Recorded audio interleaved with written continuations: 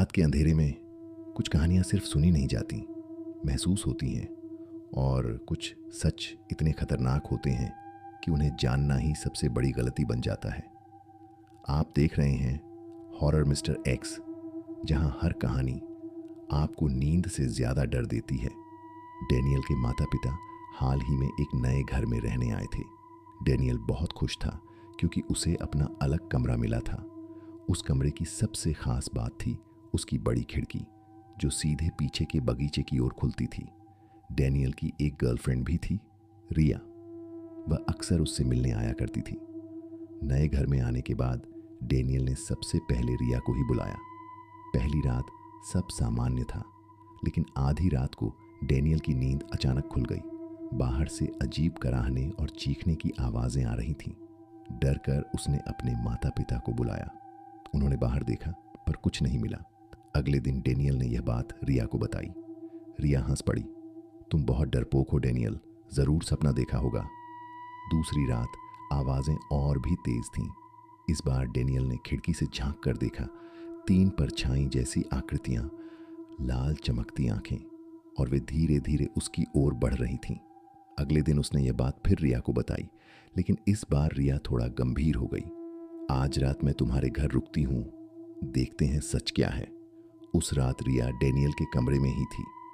आधी रात होते ही फिर वही आवाजें आने लगीं, और भी डरावनी और करीब। रिया ने धीरे से कहा, चलो साथ में देखते हैं। दोनों ने खिड़की की ओर देखा, और जो उन्होंने देखा उससे उनकी सांसें थम गईं। 3 आकृतियां फिर से खड़ी थीं, लेकिन इस बार वे सीधे खिड़की के पास आ चुकी थीं।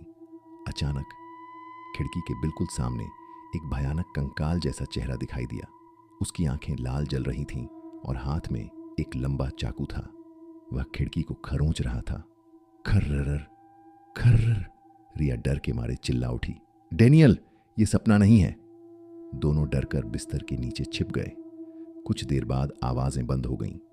थोड़ी हिम्मत जुटाकर रिया ने कहा, मैं देखती हूं।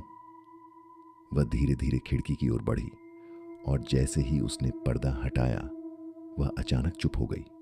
रिया, क्या दिख रहा है? डेनियल ने कांपते हुए पूछा। कोई जवाब नहीं आया। डेनियल ने डरते डरते ऊपर देखा। रिया खिड़की के पास खड़ी थी, लेकिन अब वह हिल नहीं रही थी। धीरे धीरे उसने अपना चेहरा घुमाया। उसकी आंखें पूरी तरह काली हो चुकी थीं, और होंठों पर एक डरावनी मुस्कान थी।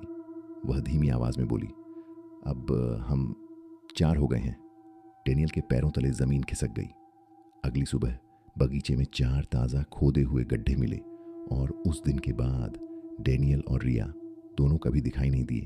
तो क्या आपको लगता है ये सिर्फ एक कहानी थी, या फिर आपके घर के पीछे भी कोई इंतजार कर रहा है? अगर हिम्मत है तो अगली कहानी भी देखना, क्योंकि हॉरर मिस्टर एक्स पर डर खत्म नहीं होता,